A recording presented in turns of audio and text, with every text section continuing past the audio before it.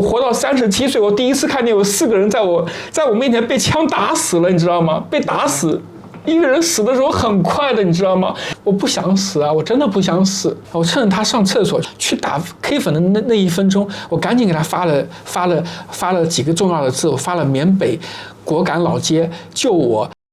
我想分享一下我的婚姻和事业吧，因为现在是2023年的年尾了，我觉得这1年的时间把我一个人从一个失业的状态变得负债累累，家里担了将近100万的债务，因为我被骗到了缅北。当然我侥幸回来了，但是这一回来的时候我的婚姻也没有了。我是被一个叫胖虎的微信，他用这个跟组演员的兼职骗我去的，发了一个跟组演员到云南，然后是月薪1万，我觉得这个跟我以前工资差不多然后他给我订了火车票，还是硬座，从上海南站硬座7月6号一直36个小时坐到了就是昆明。他说这个是 S 级的剧组要保密，说一定要保密，是信息不能那个，要从微信改成了 QQ， 从 QQ 又让我就是给他拍照证明我在昆明，又给我昆明7月8号早上买了这个到西双版纳的就是动车，到了西双版纳，最后骗那天晚上骗到了西双版纳的脚下，到了西双版纳的山脚下，那个山脚下乌漆嘛黑的，结果来了好几个不同的人，都是被不同的监制群各种不同的理由给骗过去，到那乌漆嘛黑，大家都不相信啊。有一个北京过去的，他是做那个健身拓展教练的，他说不是说让我来搞什么健身的嘛，对吧？北京那个女的做那个遗体美容师的也被骗过去了，说是就是说云南这边有一个就是那种企业家老人去世了要做遗体美容，他就请了这个年假吧，5天年假过来，结果都被骗到缅北了。因为到了西双版纳的那个脚下夜里的时候，当你怀疑的时候，不愿意再往前进的时候，那个山是前不着村后不着店的。这个时候周围出来了不下于10个穿的迷彩服的，感觉很像云南人的中年男人，腰间别的像那个刀一样的那个刀，我不知道什么刀，就是半推半就的，就是这个时候你往哪喊都不行。他们是有那个暴力恐吓你吗？有。现场有没有人直接表达出来我要回去？有。那然后呢？他这个时候他不准回，但是就有唱红脸和唱白脸的嘛。那有一个人就拿出手机说：“你们别要慌张，就弄云南口音的普通话，不要怕。跟你们说，其实呢，没那么可怕。把你们从不同地方叫过来呢，可能他们说法有错误。我们其实呢是想让你们陪我们一起登山过去带个货。他说为什么呢？因为山那边有很多从这个海关从泰国那边走私过来的货，但是不好拿，我们需要你们来自不同地方的人用身份证去拿一下就回来了，也就1-2天的事情。该给你们承诺的月薪还会给你们的，然后给我们看一个就是我们手机被控制了吧，看他们手机上那些照片，有一些什么手表啊，还有像金条一样的，然后他有给他们转账的照片，就是有的现场发现金，有的转账的那个微信或者支付宝截图，1万多2万多，当时也缺钱就信了。这些都是他们预先准备好的。对，手机准备好的资料。你们那一车人有多少人呢？他开了2个车，就是我们这种被骗的人是5个，他们每个车2个，一个司机一个就是一个他们所谓的就是配合的嘛这一夜很累，就是翻山越岭的，而且很多山它是没有路的，就走不了几步路，需要就是都是他们那些登山靴穿迷彩服的人去把你往上托举，然后他们只送到了其中一段，到了中间第2段就类似半山腰能走点路的时候，他们来了一些摩托车，每个摩托车2个人带一个人，比如说我是被骗来的，摩托车司机算一个穿迷彩服的，后面坐一个，中间再坐一个我，这样就是2个人架一个人走摩托车，一路上有些人还颠到那个山里边掉下来，身上可能被那个探灯一打有点出血了嘛，夏天嘛，就穿了短裤短袖的，还给他就是他们的随身准备一些包扎的。然后第3段是最后是类似拖拉机那样的，当当当当当，就我们中间有过国门，但国门它不是那种很明显的夜里，可能有铁丝网，我们是从底下那个钻进去的，把我们弄过山的时候，已经早上天都亮了，到那边。这不说来什么拿你们的那手机照片里什么手表什么也没有啊，对不对？这个时候已经由不得我们了。7月9号的上午到达就是翻过去已经是缅甸了。等我被卖到那个农家小院，就是那种缅北果敢老街那边的农家小院，很多农家的院子里面，因为那边是没有法律的，院子里一进去都是戴着手铐的被骗过去的人，男的是一个院子，女的一个院子，好多那样的院子，就是进去就没有任何自由，当时就被打，因为一进去的院子里有不下于20个以上，可能30个就是当地的雇佣兵缅甸人，他们的右手是步枪，左手是电棒。但是打人的不是他们就是你不听话才打你，打人的是几个中国人，每天2顿饭，每顿饭以后就打，就是像《甄嬛传》里面一丈红一样，用那种棍棒，就是像那个 PVC 那种塑料那个白色的那个乳白色的管里面塞满了东西很重，他们拼命的打，从那个屁股往下拼命打，说是每顿饭打5棍，还不能出声，喘气的继续打。但像我也没喘气，也没有不听话，因为我可能就是看我屁股大，因为我也不是很瘦，他每顿打了不止5棍，那一刻是我人生第一次经历所谓的《甄嬛传》的一丈红啊！打完以后，我整个人都瘫掉了。有的人不听话反抗，一反抗当然打不过他们，一反抗那些缅甸的兵跟着中国人一起上来打你嘛。那有的人当时被打了20-30棍以后，他整个那个屁股和大腿的部位，那个皮肤的皮就崩开了，崩开以后，那每天一开始流的是血，到后来在地上他都不能翻身，流的都是那种脓液，那个味道第一天、第2天能闻到，到后面就闻不到味道了。除了打你以外，有人来选你，就睡在地上的时候，地上就是铺了一些棉褥，没有盖的，只有铺的棉褥。那些棉褥上面有各种就是在里边可能死过的人，或者说被打了就出血的人，这个各种血渍，那个血渍已经玷污的那个味道已经。第3天开始已经闻不出味道了，然后在那边，你不管是1天2天还是10天20天被选走被买走，是不能洗头不能刷牙不能洗脸。到了农家大院以后，也是一开始跟他们一样靠着蹲着打把你都搜刮一遍。为什么要打呢？就那边的，因为在那边的中国人，他先驯服你。对。在那里待了多少天？在那边应该25号左右被买走的，应该待了有2周左右。在那2周左右，我看到很多人死掉，看到很多中国人死掉。我就这么说吧，那个院子我去的时候有70-80个中国人，平均每天有1-2家公司的人过来选人，就来1个2个3个人来选人，然后平均每天有1-20个不同地方中国人被骗过去，新被骗过去的。到那边第1天是给你驯服打，到第1天夜里，这些人是进来开始刷你的脸，用你的手机刷脸。把你的支付宝、微信、花呗、信用卡，就你绑定的那些东西能刷的，因为强行刷你的脸，就是把你的上面余额、花呗额度能刷的全部刷掉，这是第一步。这一批人刷的差不多的时候呢，这时候第2轮开始刷了，这时候找你的身份证，开始刷你的，给你做一个网贷嘛。在我面前有一个42岁的中年人被刷成功了，因为网贷不容易成功嘛，他反正各种方法刷成功，贷款40万。别说他回不来死，因为在那边很多人会死掉嘛，回来的话那40万又怎么还，对不对？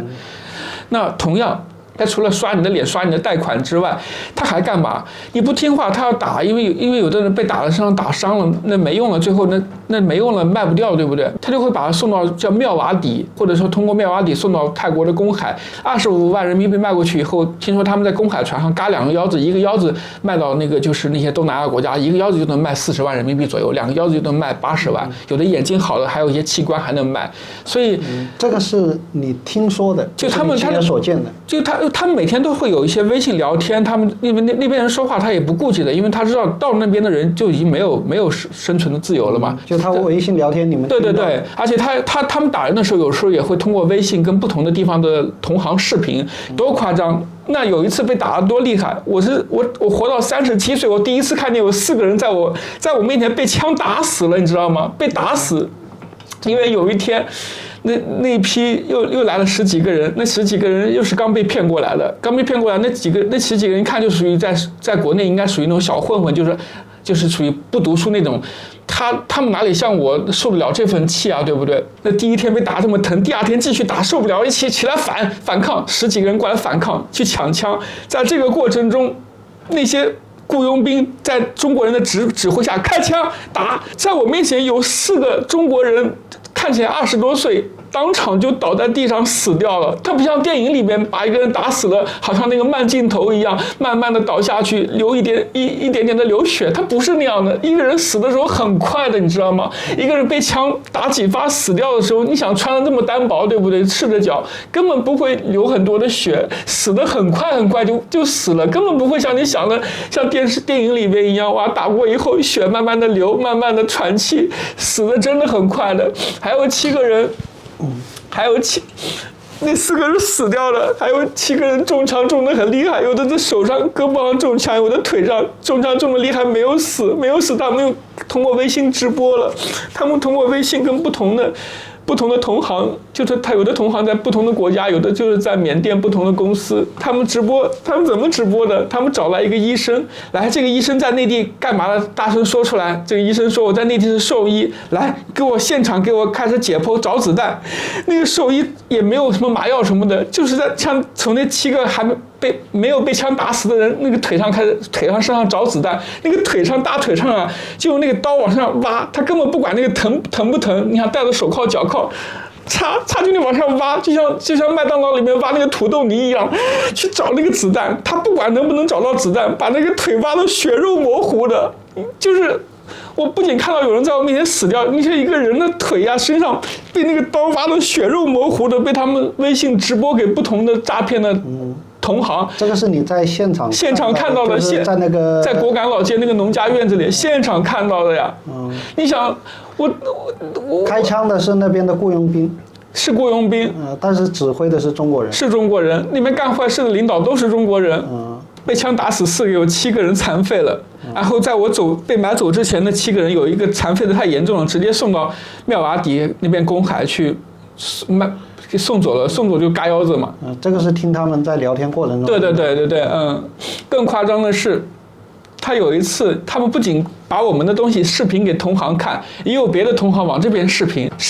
那也是个不听话的中国人，几个人。他们你知道怎么折磨那个人吗？手拎着胡子，烧开的水，那些人戴着脚铐手铐，指挥的那个当地的雇佣兵给我浇，往他们脚趾头上浇，那个浇上去啊，就是那个开水一罐又一罐的浇，把那脚趾头浇得麻木了。这个时候开始让他们用刀割那个脚趾头的那个指头，开始那个割那个关节，脚趾头关节，一点点割，不要割破，不要割断，割到这个差不多的时候，再用开水浇。你想那多恐怖啊！直接让雇佣兵把他们脚趾头掰断，就这么残忍。这是真的。这是你通过视频看到的。但是他们在给他们视频是一个大屏还是拿手机？拿手机。拿手机是他特意展示给你们看吗？对，这个过程就直播就是恐吓你们。对，就这么可怕。不听话就这个下场。是从我那天看到4个人在我面前倒下去的那一刻开始。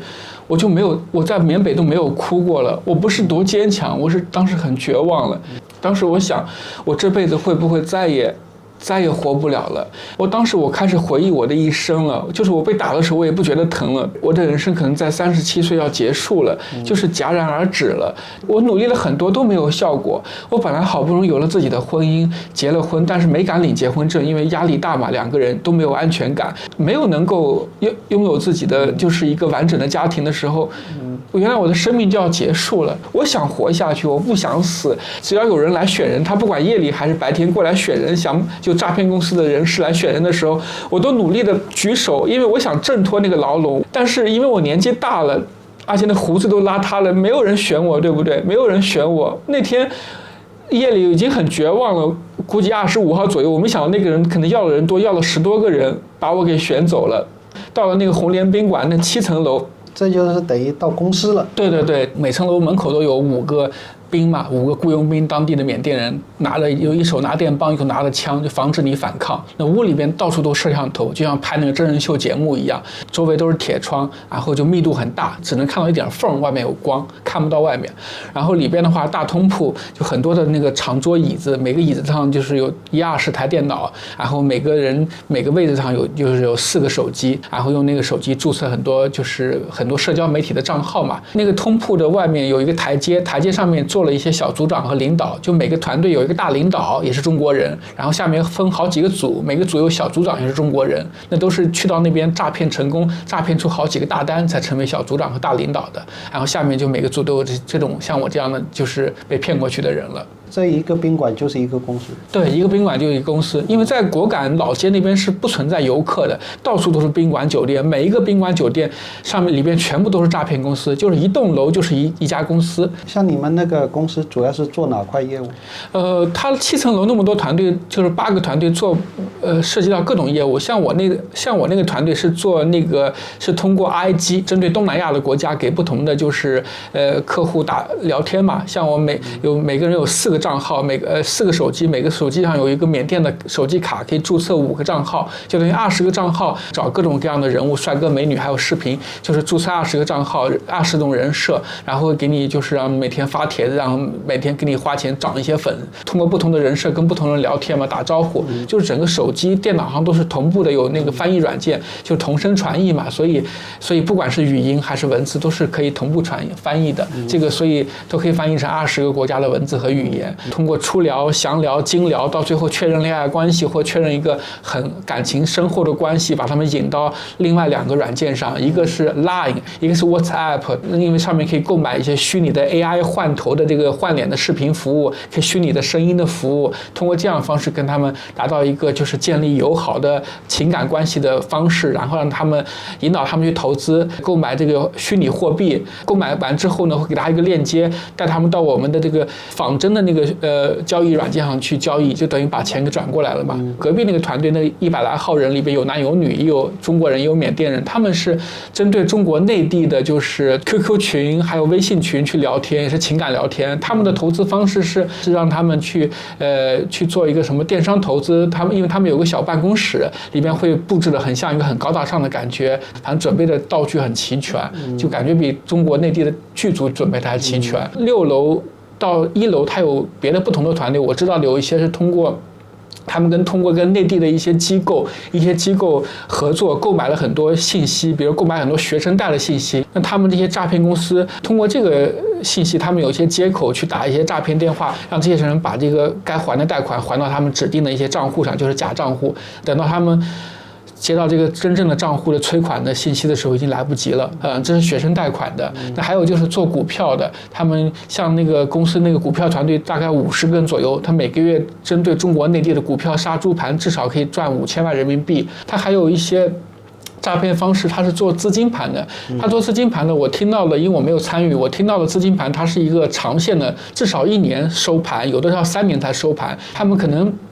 请了一些内地退休的一些金融学的教授专家到了缅北，指导内地的一些不法分子，就是在不同的城市开一些店铺，就实体店，然后注册一些正式的公司，做一些投资，也是通过各种社交软件跟你取得联系，成为好朋友，然后第一步建议你去投资。你真的找到这个实体店，真的去看，确实有这个实体店，也确实有这个网站，你可能第一次投个100万，他真的在2个月内给你返了150万，或者说返了170万，而且在逢年过节又专门的给你送礼物上门，让你相信了，你就第2次、第3次继续投，因为你第一次尝到甜头了，100万换170万，等到收盘的时候，他可能已经投了有几千万了，回不来了。这个就是长期盘，对，叫资金盘。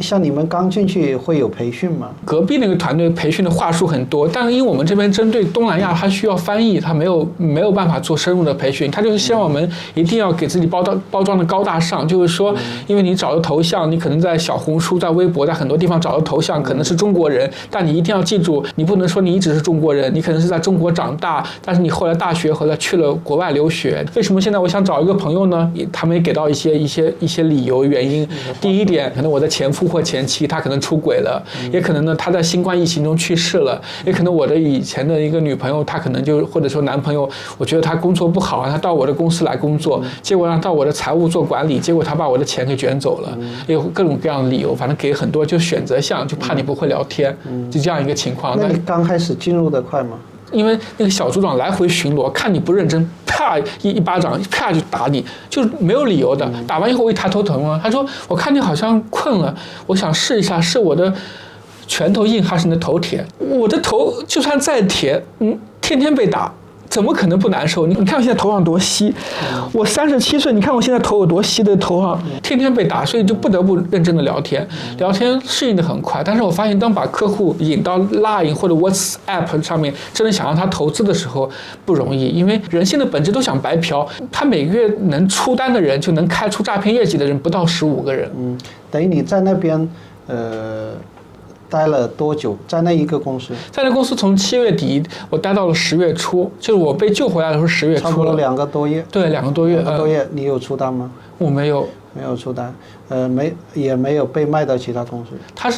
是这样子的，每一个被买过去的人，到那边的人，不管是被买过去、骗过去，还是就是自愿去的，满3个月没有业绩才会卖掉。因为我是7月底开始工作的嘛，到10月下旬就3个月了嘛，10月20号以后，下旬就可能要开始卖掉了。整体来说是比你之前待的那个没被买那个院子里面是好一些，好一些，一天可以吃3顿饭。所以你在这里萌生了一些求生的欲望。对，有求生的欲望，至少从绝望回到了有一点求生的欲望。对。那你在那个出单的过程中，你自己也有努力吗？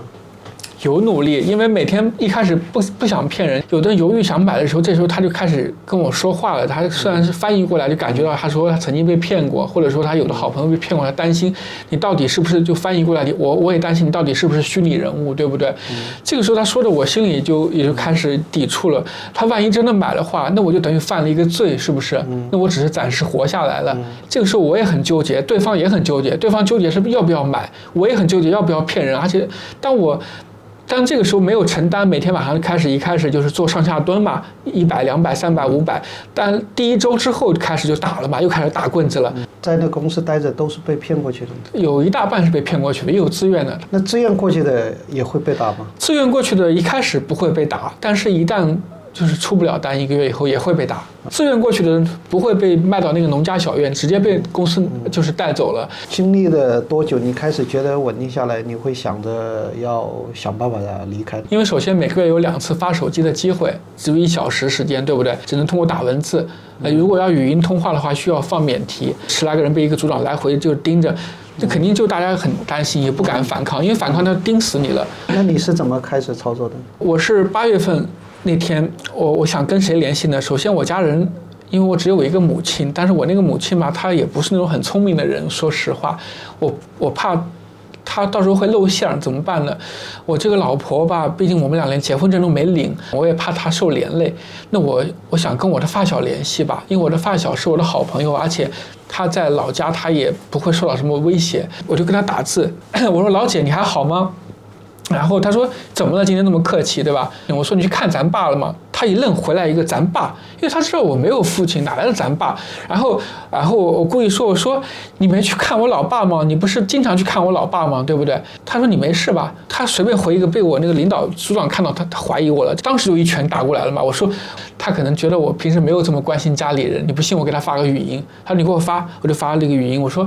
老姐是我，你是不是感觉我今天那么关心家里人？好久没关心了吧？我趁着他上厕所去打 K 粉的那1分钟，我赶紧给他发了几个重要的字，我发了缅北果敢老街救我红莲宾馆7楼，然后我赶紧把这几个字给删掉了。8月底的时候再一次跟他联系的时候，这个时候我那个发小显然是感觉到不对劲了，他说你等一会儿，我在外面忙呢。然后我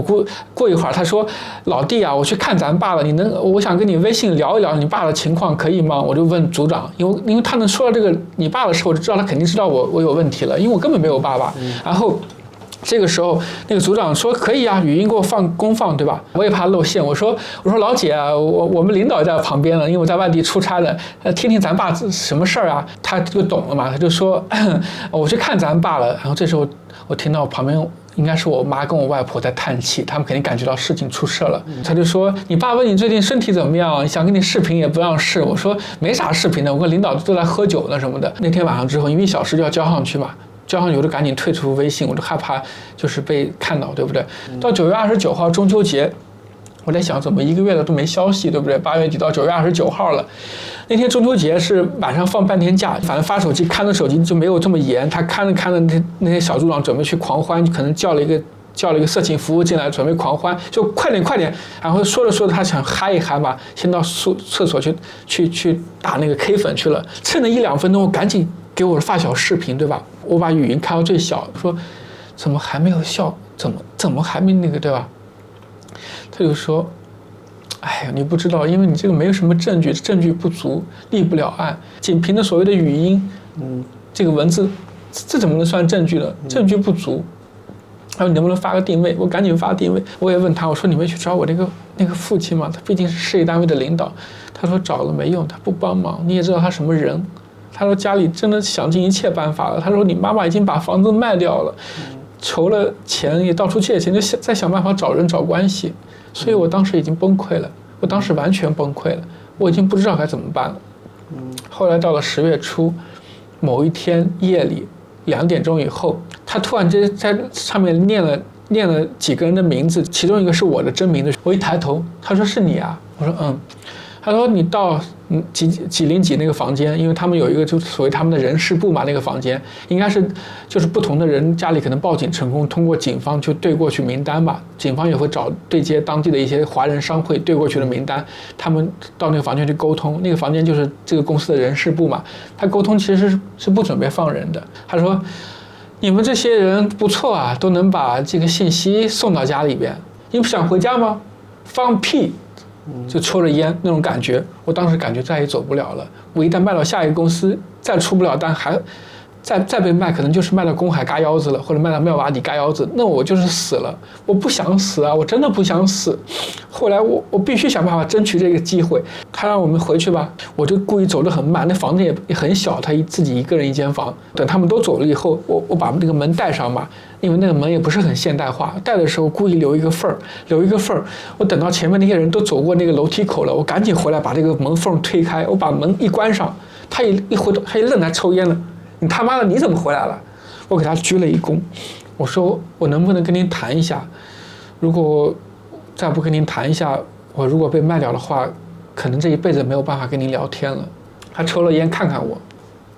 你讲。我说其实我知道能叫到我的名字，我家人肯定也报警了，警方也把信息传过来了，中国警方。他说是的，没错。怎么了？你他妈还想回去是吗？我说说实话，我想。他这时候眼睛盯着我，我说但是我也知道这个权利不在于我，但是我想说一下我的感觉。我说其实那天你去选人的时候，7月份的时候，你把我从那个院子里选出来，在这里总比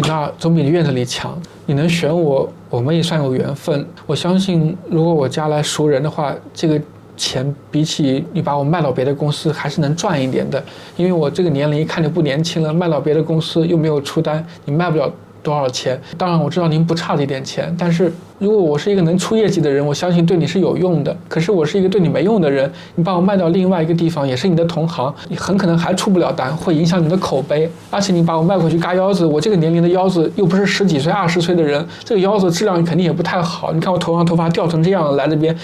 快3个月了，掉成这样的头发掉的。但是如果你肯放我一条生路，让我活着回去，我会感激你的。我说我家是信佛的，你让我现在念一些佛家的经咒，我都能念出来，我能念给你听。我回去我一定经常给你念经，我会帮你积德的。反正我跟他就说了很多，我给他不停的鞠躬。我说我跟你谈条件是没有任何的资本的，但是我真的很想活着回去，而且警方通过华人商会传递过来这么多名字，这么多信息。你如果一个人都不放，也挺不给别人面子的嘛。你放一个人也就赚一点小钱。你也许我看起来不像个坏人，你把我放了，我家人给你的赎金拿过去赌博，也许还能多赌点，多赚点钱的。因为我家的钱不是坏钱，它不是脏钱，你拿这些钱去赌博，也许能给你带来好运呢。他看我们说话不停地给他鞠躬，他就把那翘的大腿放下来了。他抽着烟，他把烟头扔地上，用那个鞋就是把烟头给磨，就给踏了一下。然后这个时候他拿出手机对那些警方的信息，他对照片对信息，他看了我，你叫许伯纯是吧？我说是的。他说这样吧，你先回去吧，我考虑一下。最后给他鞠了3躬，我就慢慢的走出去了嘛。过了好几天，某一天下午，也是10月份那天下午，突然间那个大领导在台上喊到我的名字，又喊了这个阿东上去，他说给他对接这些账号的密码信息。当时我感觉，难道我能回家了吗？交接完以后，过一会儿，那阿东很不爽，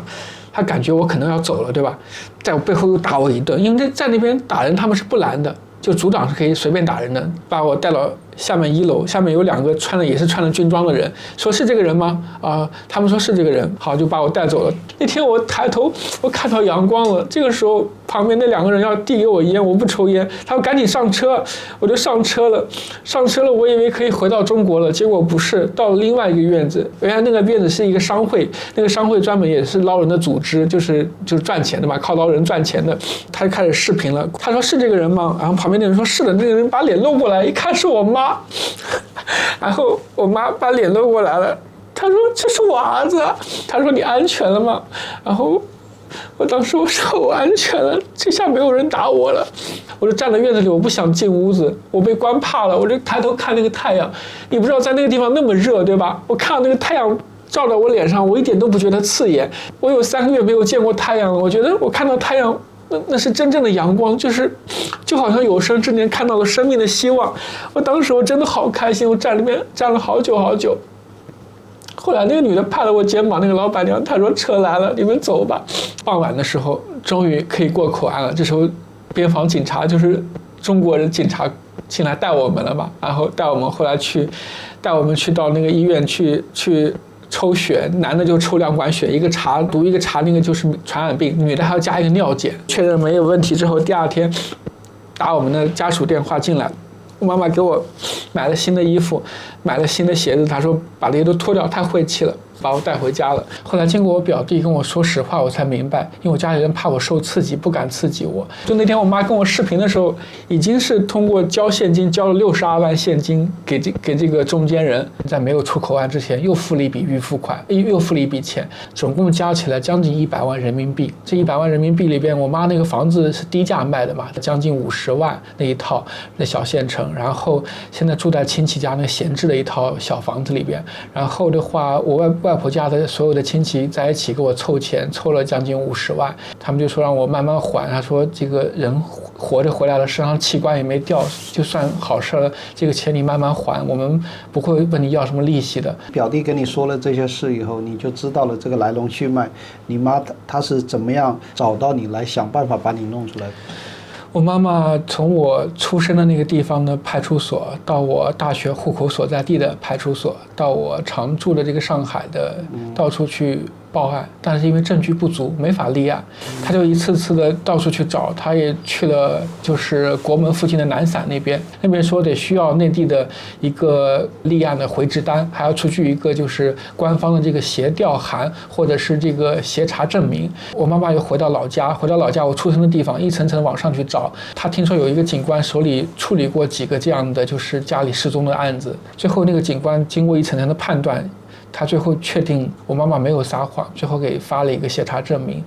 我妈妈带着协查证明和立案的回执单到了云南的南散那边，然后到那边派出所，后来他们去联系这个在果敢老街当地的一些专门负责去捞这些中国人的华人的商会，他们会有专门负责捞人的渠道，那他们去到这个我提供信息的这个宾馆去确认我在不在，确认之后去沟通谈判肯不肯放人，谈判下来最后成功了，愿意放人了再谈赎金，通过商会交给诈骗公司，那然后人家商会也是要赚钱生存的，也要交给人家中间的这个酬劳，最终还算是平安无事的回来了。是，我也算平安的回来了，只是回来之后可能我这一生唯一憧憬的一次婚姻也结束了，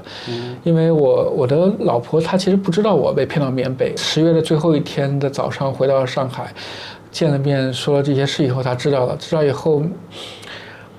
他也没有说太多，他这个过去的3年多，他也就是失业过2次嘛，他知道不容易。像今年年初失业，他也换了一份工作，现在这份工作在11月又失业了，他也想换个城市发展，所以我们就和平的分手了。临分手前，他还算帮我又交了3个月的房租。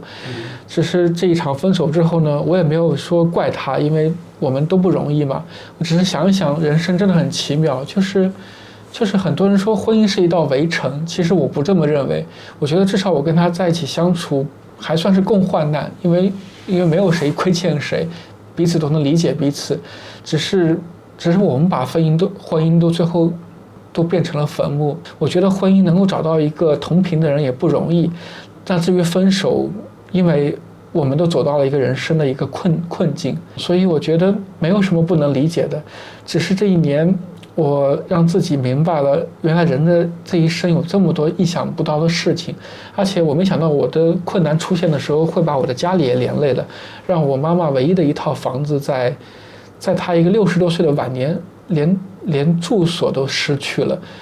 如果不是因为我这个事，她可能不会失去这唯一的一套住宅，所以我觉得这是我最大的愧疚。我当然相信我会尽力的想办法慢慢的还这些亲戚借的一些钱，至于什么时候能还上我也不确定。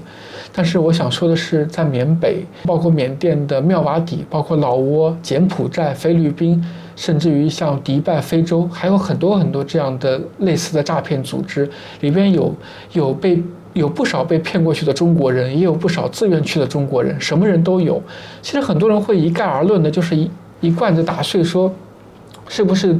到了诈骗集团的人都是贪心，都是怎么样？我想说，我当时只是一个1万块1个月的跟组的演员的兼职，这个叫贪心吗？因为现在诈骗的话，像你说的，全世界还到处都有。对对，那可能我们在聊天的同时，有很多还在同时在上当。你对于这一些人会有一些什么告诫吗？我想对所有的朋友说，当你接到一个信息需要去边境城市的时候，千万不要去，因为能够到达边境城市的兼职或者是全职，它一定是有很大的风险的。包括有的人说，我可能在网上看到一个什么礼仪，一个什么演员的兼职需要去菲律宾，但是我们抛开这个赚钱，冷静下来想一想。人家一个普通的兼职，难道在菲律宾找不到中国人了吗？在菲律宾找不到人了吗？需要这么远花机票、花各种成本从中国找一个人？